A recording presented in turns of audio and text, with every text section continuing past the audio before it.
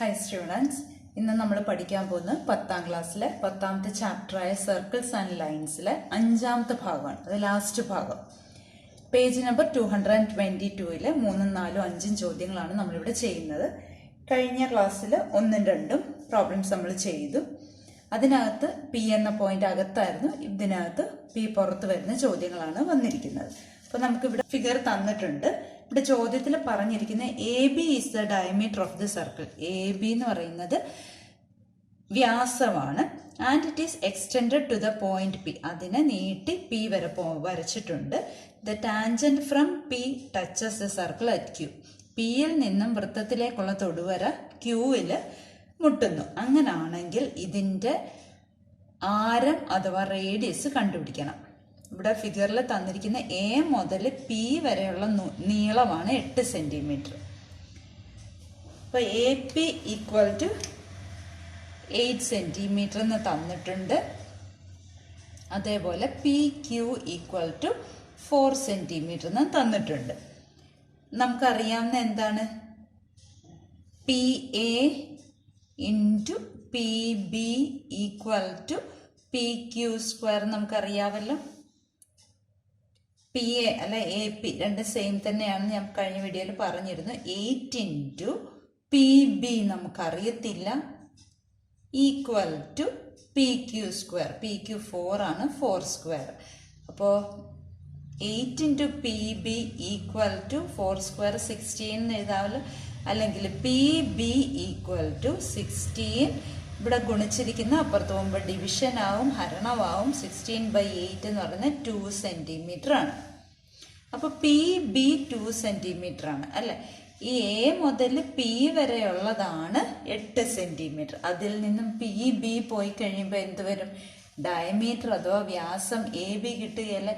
അപ്പോൾ A B എന്ന് പറയുന്നത് എങ്ങനെയാ കാണുന്നത്? പി എയിൽ നിന്ന് എത്ര കുറയ്ക്കണം? പി ബി കുറയ്ക്കണം. പി എ എത്ര ആണ്? 8 തന്നിട്ടുണ്ട്. -2 ഈക്വൽ ടു 6 സെന്റിമീറ്റർ എന്ന് കിട്ടിയല്ലേ. ഈ എ ബി എന്താണ്? ഡയമീറ്റർ ആണ്. ചോദ്യത്തിൽ പറഞ്ഞിട്ടുണ്ട് വ്യാസമാണ് 6 സെന്റിമീറ്റർ. വ്യാസം 6 സെന്റിമീറ്റർ ആണെങ്കിൽ റേഡിയസ് അഥവാ ആരം എത്ര വരും? 6ന്റെ പകുതി. 6/2 ഈക്വൽ ടു 3 സെന്റിമീറ്റർ. മനസ്സിലായല്ലോ. ഇനി 4ാമത്തെ ചോദ്യം നോക്കാം. നമ്മുടെ 4ാമത്തെ ചോദ്യം ഇതാണ്. In the first of the 2 pictures below the line joining 2 points of a circle is extended outward to a point and then a tangent is drawn from this point to the circle. അതായത് വൃത്തത്തിലെ 2 points ആണ് A B. എയും ബിയും അതിനെ extend ചെയ്ത് പുറത്തൊരു point പിയിലേക്ക് കൊണ്ടുവന്നു. അവിടെ നിന്ന് വൃത്തത്തിലേക്ക് ഒരു ടാൻജന്റ് വരച്ചിരിക്കുന്നു. അപ്പോൾ ഇവിടെ പേരൊന്നും കൊടുത്തിട്ടില്ല ഫിഗറിനകത്ത്, ഞാൻ ഇവിടെ കൊടുത്തതാണ്. അപ്പോൾ അതിന്റെ അളവുകൾ തന്നിരിക്കുന്ന ബി മുതൽ പി വരെയുള്ളത് 4 സെന്റിമീറ്ററും പി മുതൽ സി വരെയുള്ളത് 6 സെന്റിമീറ്ററുമാണ് തന്നിരിക്കുന്നത്. ഇനി 2ാമത്തെ പിക്ചറിൽ in the second picture the same line is extended a bit more to a point and tangent is drawn from this point. അതായത് ഇതേ ലൈൻ തന്നെ എ ബിയെ തന്നെ കുറച്ചും കൂടെ മുമ്പോട്ട് നീട്ടി, അതായത് നേരത്തെ ഇവിടം വരെ ആയിരുന്നു, അതിനെ കുറച്ചും കൂടെ മുമ്പോട്ട് നീട്ടി ആ പോയിന്റിൽ നിന്ന് വൃത്തത്തിലേക്ക് ഒരു ടാൻജന്റും വരച്ചിരിക്കുന്നു. അങ്ങനാണെങ്കിൽ ആ ടാൻജന്റിന്റെ നീളം, what is the length of the tangent, ആ തൊടുവരയുടെ നീളമാണ് ചോദിച്ചിരിക്കുന്നത്. അപ്പോൾ നമുക്ക് ആദ്യത്തെ ഫിഗറിൽ നിന്ന് എന്ത് എഴുതാം? P A into P B equal to P C square എന്ന് എഴുതാമല്ലോ. P A into P B equal to P C square.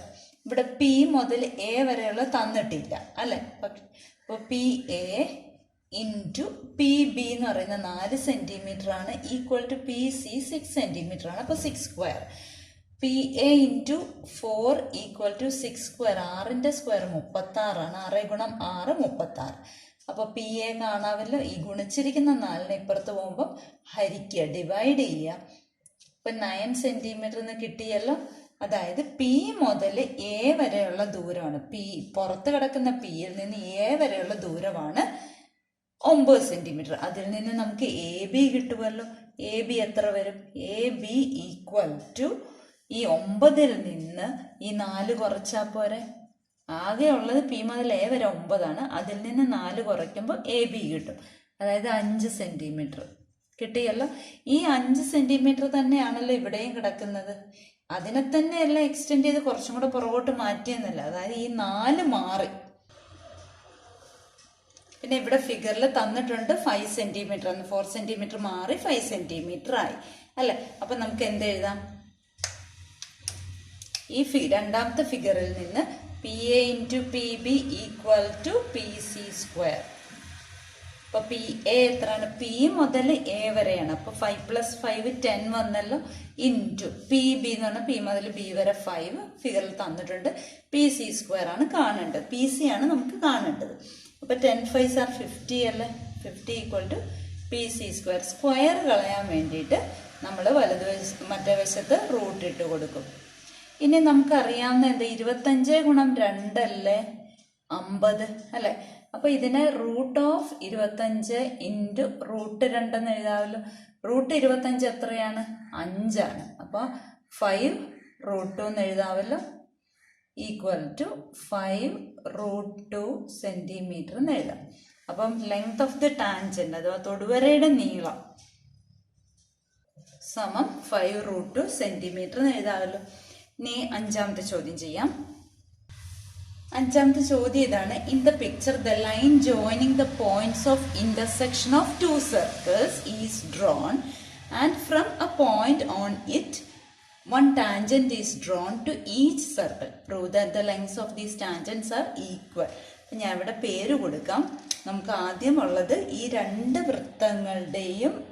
വൃത്തങ്ങളും കൂട്ടിമുട്ടുന്ന ബിന്ദുക്കളാണ് എയും ബിയും. അതങ്ങ് നീട്ടി വരച്ച് പുറത്തൊരു പോയിന്റ് കിട്ടി പി.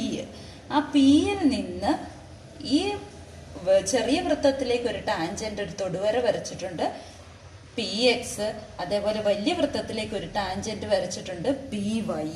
നമ്മളോട് ചോദിച്ചിരിക്കുന്ന ഈ പി എക്സും പി വൈയും സെയിം ആണ് എന്നാണ് നമ്മൾ തെളിയിക്കേണ്ടത്. ചോദ്യം ക്ലിയർ ആയ? അപ്പോൾ ഒന്നാമത്തെ ചെറിയ സർക്കിൾ എടുക്കാം നമുക്ക്. Smaller circle. ചെറിയ സർക്കിളിൽ നമുക്ക് എന്തെഴുതാം? P A into P B. നോക്കിക്കേ, ഇതാണല്ലോ അതിലൊരു കോഡ് A B. P A into P B equal to P X square എന്ന് എഴുതാമല്ലോ അല്ലേ. ഇനി വലിയ സർക്കിളിലോ? ഇതൊന്നാമത്തത്. ഇനി ലാർജർ സർക്കിളിലോ എന്തെഴുതാം? ഈ സർക്കിൾ മാത്രം നോക്കുക. അപ്പൊ P A into P B equal to P Y square എന്ന് എഴുതാമല്ലോ. ഈ ഒന്നാമത്തെ രണ്ടാമത്തെ നോക്കിക്കുക, ലെഫ്റ്റ് സൈഡ് സെയിം അല്ലേ. അപ്പൊ P X square equal to P Y square എന്ന് എഴുതാമല്ലോ. അല്ലെങ്കിൽ P X equal to P Y. ഇപ്പൊ 2 ടാൻജൻസും തുല്യമായല്ലോ. 2 തൊടുവരകളും തുല്യമാണ്. These tangents are equal.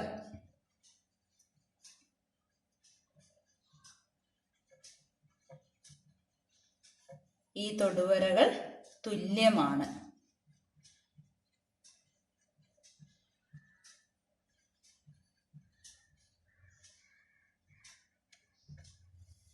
Malayalam മീഡിയംകാർ ഇവിടെ ചെറിയ വൃത്തം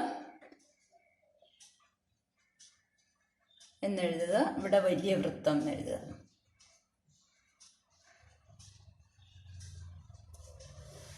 മൂന്ന് ചോദ്യങ്ങൾ മനസ്സിലായല്ലോ. അപ്പോൾ ഈ ചാപ്റ്ററിലെ എല്ലാ ചോദ്യങ്ങളും മനസ്സിലായല്ലോ. എല്ലാം എഴുതി പഠിക്കുക. Wish you all the best.